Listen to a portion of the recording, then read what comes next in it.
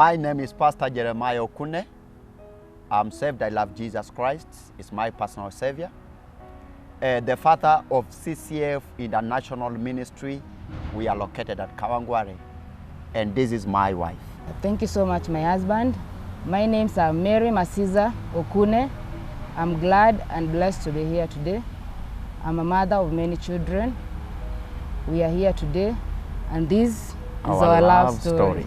Actually, the first time I met my wife at my friend's place, and I remember that time we were going to an overnight somewhere to our church of a friend of ours. So actually when I saw my wife, even I didn't expect that I can get a wife material at this place.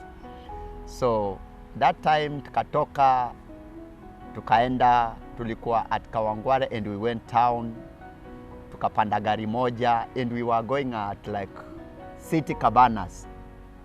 So when we are going there, I didn't expect kwamba anaweza kuwa wife. Na expectations zangu zilikuwa tu twende kesha, tumalize kesha and we leave the church. 2012. So that period kafanya kesha and we left. Tukakutoka, tukasema the kesha has ended like that. Kesho yake, after a long period of like 1 year, after that kesha, 1 year, hakuna mtu mwenye alikutana na mwingine. So ikaka like, na even hakuna mtu mwenye anafikiria anaweza pata mwingine, hakuna mwenye anafikiria anaweza penda mwingine kwa is just a friend, umepata tu msichana for the first day. Hakuna venye unaweza rusha mistari kwa sababu it's the first time. So mimi nikasema I have seen somebody somewhere, seen otherwise, is okay. 1 year, 2012, 2013, on my way, pilika za hapa na pale, nikakutana, nikasema, so ndio ule msichana mwenye tuliona kesha the other time. So nikaingia na uoga. So I was almost to go back to my friend's home, kumuuliza, mimi nimeona ule dem mwenye tulikuwa na yeye kesha. Please, nataka, kwa sababu mimi hata mistari sidhani kama nilikuwa nazo. Hiyo like fear, nikiona msichana niko na that fear. Na nikasema, now the only thing I can do, I can go to my friends. Lakini nikasema, I have an opportunity. Hiyo opportunity yenye imekuja leo hii, I have to use it well. So nika request number. So request number, nikaogopa tena kupiga. I hope that time ilikaa long bila kupiga.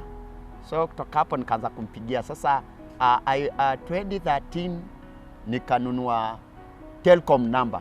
That Telcom number, unajua that time tulikuwa una free bonka for 1 week, and now ikifika usiku you call someone and you feel like you want to talk kabisa. So nilipoona kwamba huyu anaweza kuniongelesha, nikaona like I have a chance kwa maisha yake. But mimi nimeshindwa kujiongea kwa sababu nikiona venye anakaa tough, si friendly, nikasema no, I have to try my best. So the second time tukakuja tukakutana tena kama anatoka church. So when we met at our friend's place, the friends were his friends and they were my friends too. So we were going for keshas like any other day that we used to meet and go for keshas. So I didn't know, I was not there to look for a man, or my intentions were not even in looking at him or anyone that I want to get a man. I was not in that position by that time.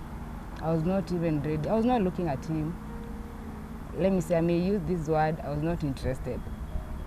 My aim was to go there, go for kesha, then in the morning, go back home.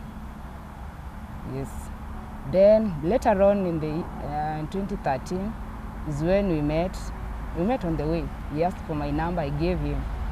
But during this period, he really tried to call me. At some point, I was not picking the calls. I was not picking his calls until he used another number calling me, and I got to receive the call. I heard he was the one. He told me, I'm Jeremiah. Just pick the other phone. I want to know how that ringtone is, how the ringtone, yani hiyo ringtone inasema aje. I was like, what do you mean? So I tried calling this number, his number now. Then the phone was ringing. Thank you for calling Pastor. Thank you for calling Pastor Jeremiah. How can I help you? So it trapped me in that way. And I might say we talked a lot through the phone than meeting.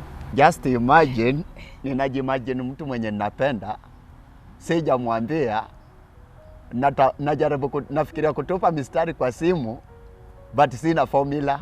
That formula ndio yenye haiko. Kichwa yangu iko bure, but umependa mtu. So nikaona the only way, let me set a ringtone and mention by my name.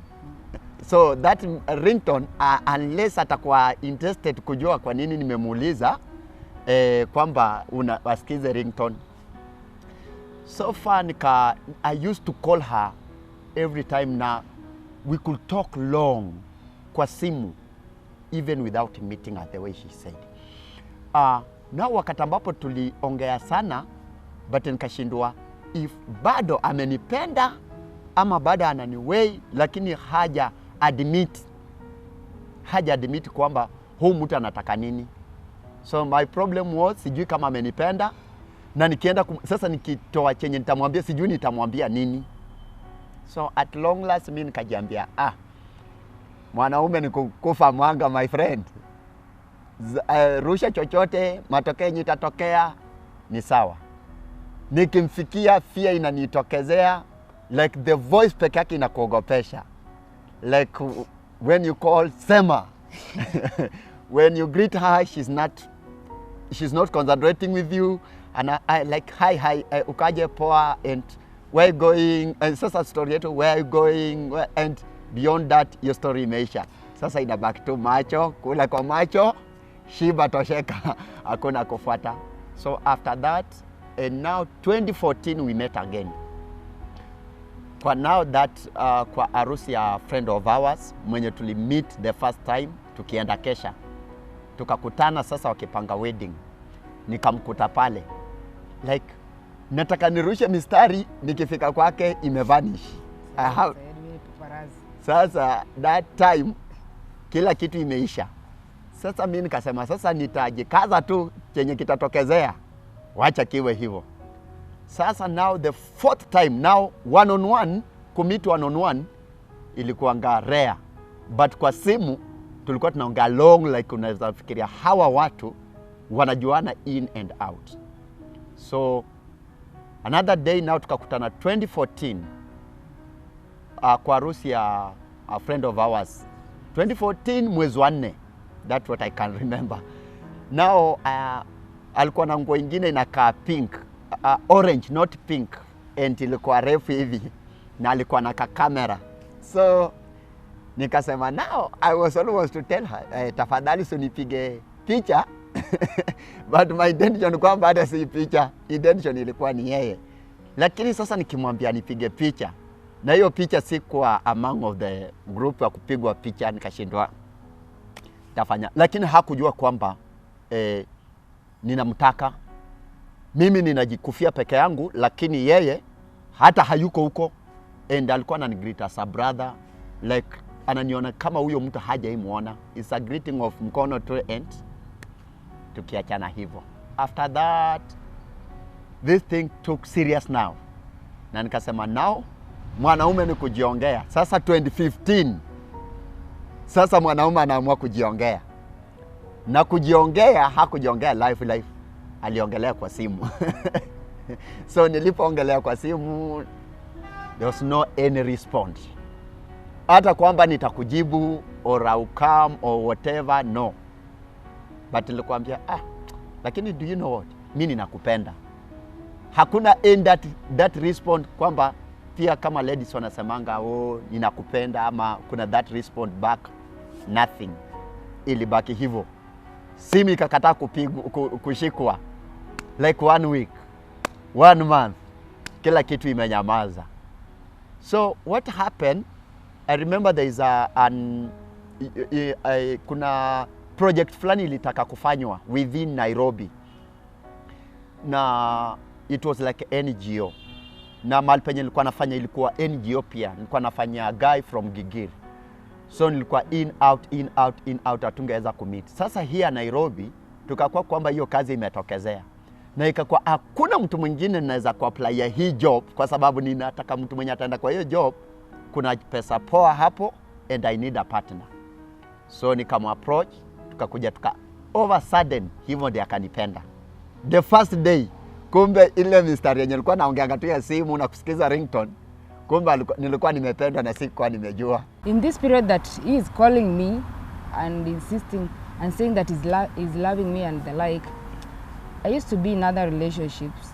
Okay, friendship, let me say friendship, not really relationship. But people, many guys were there, others were, you know, that's the time where you get this one is chatting, this one is telling you this one is telling you this, but you're not yet, you don't yet know, you're not yet knowing who is the right man, who is the right guy. Then it came to a point, the men who were coming to approach me, or those who were talking to me, were married men. I was very, let me say I was very sad, until it got to a point I told God, this is not what I want. Because someone could approach me. I asked the person, are you married? That was my first question to any man who could approach me. For him, he was lucky he didn't ask him the question. Because I had seen him in 2012, so I knew him, but I knew maybe he was in another relationship, but I didn't ask him so much question. So in this period, people are coming, I ask them question, are you married? Definitely, because someone wants you, you'll say no. But because my instincts will always, there's no single day your instincts are going to lie to you. The way someone is talking to you, the way you see, the way your communication is, you'll just know. So at some point I told God, no, this is not what I want. It was 2015, I was around 24 years. Then I told God, okay, I need you to answer my prayers. In as much as I was denying his calls and not replying him, yes, he talked, but it got to a point where we used to talk so much. At night we could talk until now, simu zinajiongelesha. Then I started seeing, this is the man then. But before I couldn't see that because I was not even ready. Zile mchezo zilikuwa zinakuja na wanaume I didn't like, so I was not ready even for marriage. But for him it was very easy, hata in as much as nilimlenga, it was very easy. Sikumuuliza hiyo question ya, have you married or whatever. Even nowadays I do tell him, sijui ni maombi gani uliomba yenye nilikubali, because as he's saying I was harsh. People knew me as harsh. I don't know, it's because of specs, I don't know. Wanasemanga watu wa Bachoida waogope. I don't know, maybe it's whatever I was passing through, maybe kuna kitu, there was anger in me, so, but let alone, I agreed. You see, yes, I agreed, and he decided to move on. As he's saying about the new job, about the organization, he resigned from his work, the one he was doing, to join the new organization. By then I was working in a laundry. I also resigned from the laundry and joined him so that we could go and work together and do things together. Little did we knew that the foundation, the organization was not there to last, or was not there. So we've met, yes. You've resigned, I've resigned. So we are here. And the time we were talking, I used to stay with my sister because my parents were in the village, so I'm last born in my family, and I used to stay in my sister, our second last born. So by the time I decided that now I've moved out, I'm going to my place, I'm going to get married, it was not easy. They were like, why are you doing this? I talked to my mom, I told her that I'm going. She was not up to that. She could tell me, wait until I come back. I'm coming next month. Don't go. Don't do anything. Yes, you've resigned from the job, from your work. You're not doing anything. But just wait, I'm coming. Don't go. don't go to someone's house, you don't know the person nini nini. But mimi nilikuwa najua the period we talked, I saw like we knew each other. And I saw him at our friend's place, so I knew he was a good person from the look. So I decided from what I was passing through, you know, even if you're staying with your sister, you're not that comfortable. You got your things to do. So I decided now, liwe liwalo. I decided to move. I tell my mom, she's not up to that. My sister, she's like, why? My boss, come back to work. I'm like, no. My mom is calling my boss because you are that friend, the friendship family. It was like a family friendship. He calls my boss and he's like, they call me Mercy. Mercy yuko kazini? No. Ako wapi? My boss pia alijua I got someone. She was against. Because mom was pressuring her. Why are you going to get married? Just wait. You know how someone can tell you. It's like you're rushing things. Kutoka 2012 to 2015 ndio ninajiongea. Na ninajiongea kwa simu. So I decided with my head, with my everything. At some point it was hectic. I must say that. Yes, it was love. But it was hectic. Yeah, mom's phone, sister's phone, my boss' phone, pastor's phone. Everyone is telling, go back home. Your mom is complaining. Your mom is making a lot of money. You should just wait first. I decided to switch my phone for 1 month. My phone, it was off. Because I was tired with everything that no one was there to tell me what you're doing is right. Or, Mercy, you know what? Yes, you'll get married. But because of this and this, the pressure was too much. And to avoid, and as he told you at first, I don't talk a lot. I've started talking now. I used to be that lady, una mambo mingi, utaki story, unagombanisha umenyamaza. You see? To me, hata na nini, I can't take her back. Because kile chenye nilikuwa nimetarajia, it has come to me. And I'm ready to protect her, no matter what. Hata watu waongee nini, I'm ready for it. And I took risk. Marriage is about to risk. Number 2, marriage is not contract. When people say marriage is contract and whatever and you enjoy, before I marry her, before she comes, there's a situation I passed through before. So I was trying to comfort myself and to strengthen myself, because always when I see her, I see like now, shame has gone. Because I was somewhere in a church where a lady got married, a lady whom we planned the wedding, we were planning a wedding, and the lady got married. And I was the coordinator of the marriage. So the guy came in the church with a good car, and she decided, oh, this is the flower and I want to plug. And the lady, she saw that, and I was not working, I was not having job. So the girl, she followed the car. She did not follow the love. So she denied my heart, my love. So what makes me what makes you to fear to approach my wife, that what I passed through, I was not ready to go through again. Because at once I was planning to get a lady at the first and to do wedding immediately. But first, disappointment imepatikana. Lakini huyu amekuja na amesema nimekukubali vile jinsi ulivyo. Sitaki kujua vizuri, huyu amenipata nikiwa somewhere. But ule mwingine alinipata sikuwa na somewhere. So nimeona huyu mwenye amekuja na amekuja fully na ame-accept. Mimi nikasema I'm ready to defend her. And as well, I'm a pastor, I have to defend my wife. From today, she's my wife. So I'm ready to defend her. Na wakati hizo vitu zote zilifanyika. By the way, funny thing, wakati alikuja kwa nyumba, tulikaa kama 1 month. Nilipokaa 1 month and I went to minister Kisii. I left her in my house. Just imagine you have left a stranger in your house you have left a person in your house, even haujui kwao, but I know the only sister.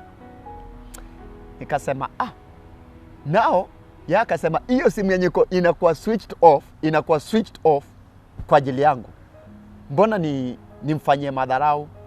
Mimi nikaamua sasa ile muda yote yenye nimekutafuta, nimekupata na hakuna jinsi ninaweza kukuachilia. So ikabaki kwamba mimi ndio nimebaki family member. Anything inge happen, ni mimi ndio ningetafutwa kwa sababu simu iko off, hawajui msichana wenyewe aka live. Na second thing, siko Nairobi. 1 month in Nairobi, the other month niko out of Nairobi. Nikaenda Kisii. Tena nimeacha msichana wenyewe kwa nyumba. I'm resigning job. We have nothing to eat in the house. I went ministry, and me, I value ministry and my family. Mtu mwenye nimeacha kwa nyumba sijamwacha na food. And I remember that time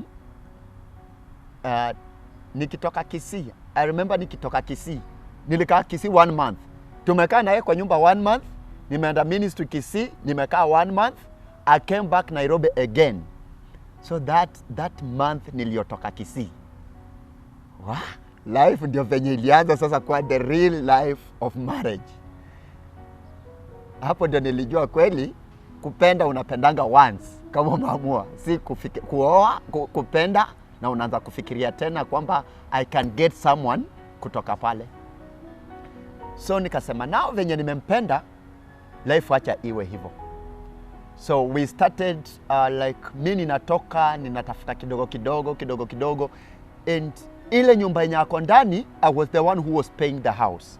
It was 2-bedroom house. So I invited in a friend of mine, a bishop.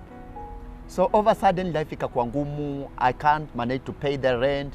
So responsibility zote zikabakia that bishop. Sasa kupay the house, I sold things in that house. Nikaanza kuuza vitu dogo nini na yeye akaleta vitu zake. So I left that house without anything, unless nilitoka kwa hiyo nyumba, nilitoka tu na mke wangu na mattress. Sidhani hata kama tulitoka na vitu za nyumba. And we started buying things outside. Lakini before we shift, just imagine watu wanakunywa uji, hatukumbuki kwamba kwa dada yake alikuwa anakula vizuri. Hakumbuki kazi, hakuwa anakumbuka watu wao, hakuwa anakumbuka kazi, hakuwa anakumbuka mama yake. Na hakuwa anakumbuka kwamba hapa penye nimekuja kwa a stranger. But my wife alikaa, relax, anapika uji na jiko jioni. Hiyo uji yekwe kwa thermos, ilale, ingine tukunywe sapa. And there's a bread called a reject bread. I know there's some people that have never ate a reject bread. I thank God today I can buy a good bread from the shop or from the supermarket na nikule na nisikie vizuri. There's a bread which called a reject bread. Ni ya unga hivi and wanatie into makaratasi. Hizi potent peppers.